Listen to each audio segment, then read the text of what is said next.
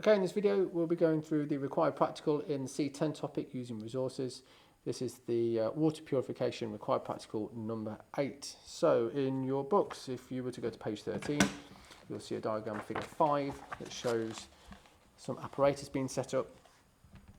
We've got some water set up in a conical flask connected to a delivery tube, which is then allowed to pass into a boiling tube that's submerged in some ice cold water. Here's how it looks for real.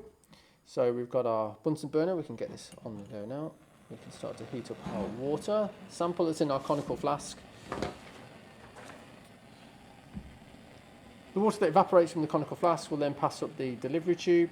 So it'll pass up here into the delivery tube all the way down through to the other end, and what we'd start to see is any steam that passes through will then condense by the ice cold water, and we can collect our sample.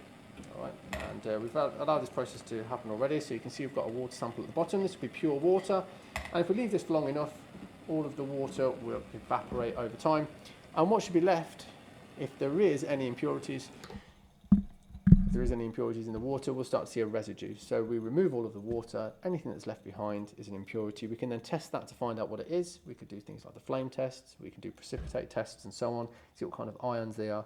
We could also do some other tests before we start this process. We could do something like this, which is a pH probe. And we could simply just place this into the water and it will give us a measurement of what the pH is. So that's another test we can do.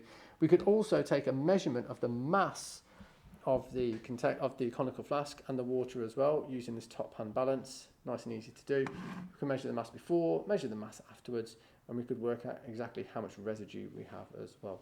Okay, so nice simple test there to identify if there's any impurities in water.